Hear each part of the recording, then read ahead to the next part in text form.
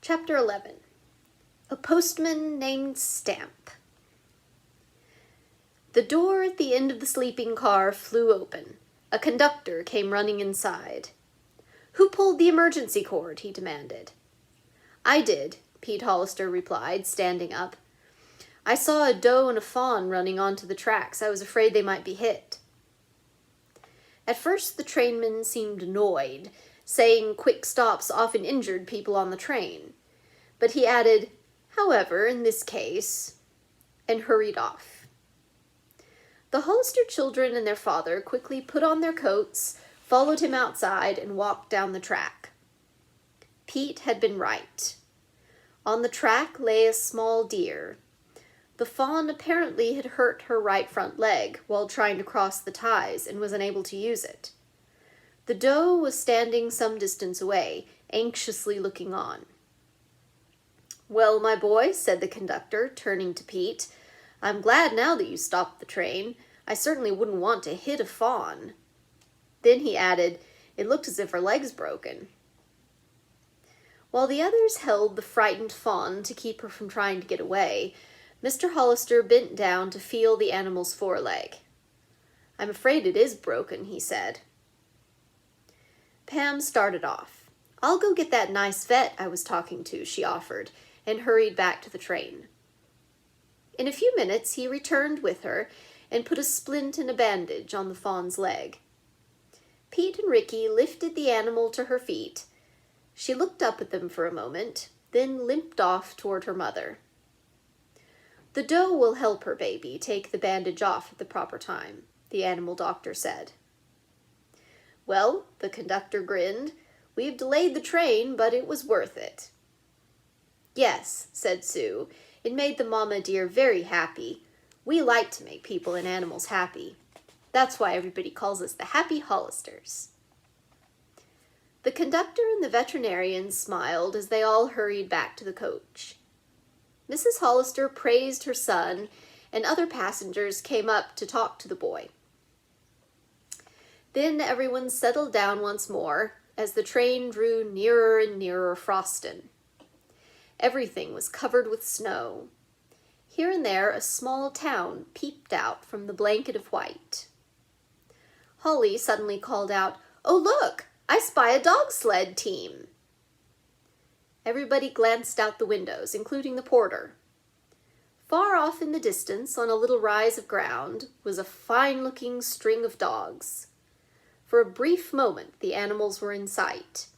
Then, in a flurry of powdery snow, they pulled the sled into the woods.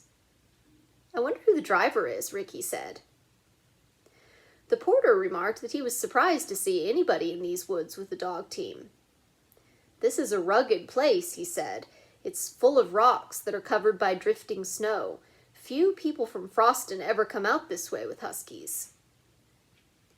At once the Hollisters thought of the missing Trevor Nelson. Could the driver possibly be the teacher's brother? Ricky whispered to his dad, "Do you suppose they'd stop the train while we followed the man a little way?" "No, the train can't stop again," Mr. Hollister told his son. "It's late already, and the engineer must make up time as it is." Ricky was disappointed, but he and his brother and sisters became excited when their father added, "After we arrive in Froston, we can come back this way and take a look."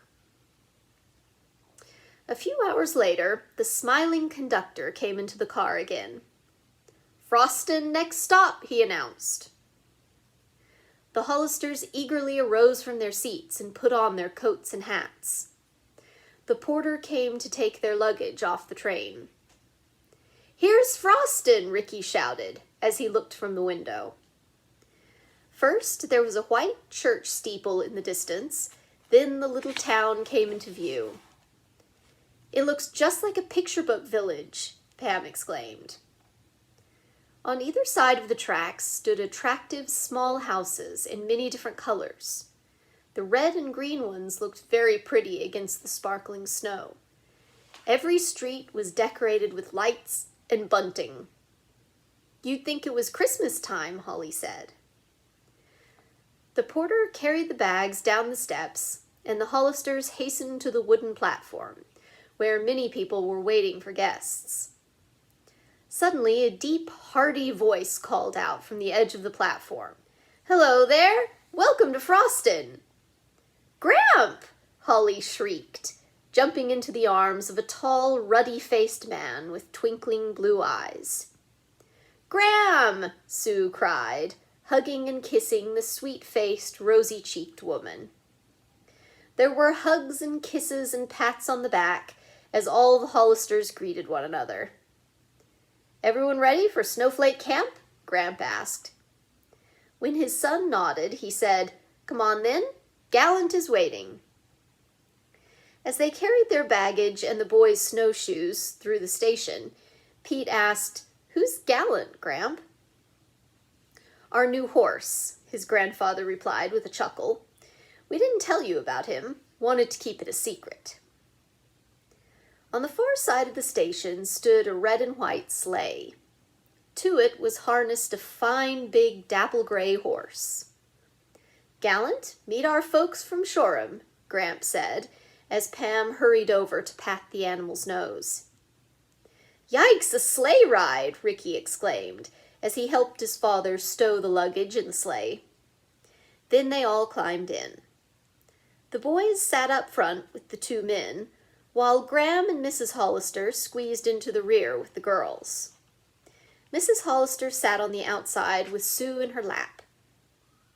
"May I drive, please, Gramp?" Ricky asked eagerly. "Sure can," Gramp Hollister replied, "as soon as we get out of town." Gramp drove them through the brightly decorated main street, then started for Snowflake Camp. At the edge of town, he pointed out the various places where the winter sports of the Trappers' Carnival took place. "The dog sled race starts right here, and there's the ski jump," he pointed. "Wow," exclaimed Pete, "it's really high. Oh, look, a man's gonna jump." The Hollisters held their breath as the skier flew through the air and landed smoothly on the snow below. Then Gramp showed them a special low ski jump for children. "There's a girl coming down now," Graham called out. "That's Ruthie Jansen, the famous child skier. She's staying at our camp." They all watched the graceful little girl make a perfect jump. She landed and coasted across the field toward the road. Gramp called to her. "That was very pretty, Ruthie. I want you to meet my folks from the States," he added, introducing each one. Ruthie replied in a delightful Norwegian accent, saying she was glad to meet them and would love to play with the children when she was not practicing. "Are you going to be in a race?" Ricky asked her. The child smiled. "It isn't exactly a race," she said. "It's a competition, though. You must come and see the children's jumping on Wednesday." "We will," Pam promised, "and we'll see you at the camp." Ruthie started back across the field, and the Hollisters drove on. Graham explained that Ruthie was named for her English mother. "Crickets, I wish we could compete in the Trappers' Carnival," Pete remarked. "It sure would be neat," Ricky said. "Now, may I drive, Gramp?" As his grandfather handed him the reins, Ricky said, "Get up, Gallant! Run!" The horse started at a fast clip, and Sue clapped her hands gleefully. As they neared a side road with a little house on the corner, the Hollisters heard a motor. Gazing to the right, they saw a vehicle that looked like a cross between a tractor and a sled. The front was supported by two skis, and the back by two rubber Caterpillar tractors. Gramp waved at the fur-capped man in the driver's seat. "Hello, Mr. Stamp," he called out. When the driver stopped beside them, Gramp said, "Mr. Stamp, I'd like you to meet my son and his family." Then he turned to the children and said, "This is our postman. Don't you think he's well named?" The children smiled. Then Ricky asked what he was driving. "It's my snowmobile," Mr. Stamp said. "A snowmobile?" Pete cried, hopping down off the sleigh to look at it. "Do you deliver mail in it?" "Oh, yes. Out here, where we have so much snow, mailmen and doctors use these snowmobiles to get around in. Would you children like to take a ride in mine?" "Oh, yes," they all cried. When their parents gave permission, the other children got off the sleigh, and all 5 climbed aboard the snowmobile. "Meet you at the next crossroads," the postman called. The rubber tractors went round and round, and the skis glided smoothly over the snow. "Crickets, this is really fast," Pete exclaimed, as they left the horse and sleigh far behind. "This would be good to use in searching through rough places for a missing person." Mr. Stamp glanced at the boy. "Do you have anybody in mind?" he asked. "Yes, Travers Nelson," Pete replied. "Do you know him?" "Yes, and I see you've heard he disappeared. Too bad. He was a fine fellow and had a splendid lead dog."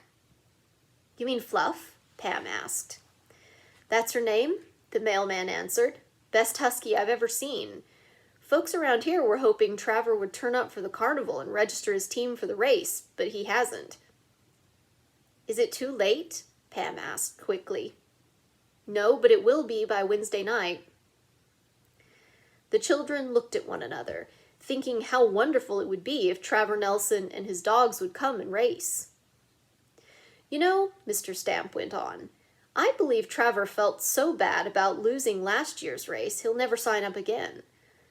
But he shouldn't feel that way. It's no disgrace not to win if you've done your best." "If we do find him," said Pam, "we'll tell him to register." "Well, good luck," the man said. "And now here's the crossroads, where I must leave you. Nice meeting you, young folks. I'll be seeing you again." The children thanked him for the ride, and when they saw the sleigh coming, got out. They waved goodbye and rode off just as Gramp reached them. He said Pete might have a turn driving Gallant. As the boy guided the horse, clippity-clop, toward Snowflake Camp, Pam told her grandmother how they'd found out about Travers Nelson. "Mr. Stamp thinks he's too ashamed to come back," she said. "But I wish he would. My teacher, Miss Nelson, is very sad because she can't find her twin brother." "It's the strangest mystery Frostin ever had," Gramp remarked. "We're going to try to find him," Pam announced. "Well, you'll have to hurry if you expect to find him before those 2 men who are staying with us do." "Gram, what do you mean?" Pam asked. As the children listened intently, their grandmother explained, 2 men who rented one of our cabins are looking for Travers Nelson right now."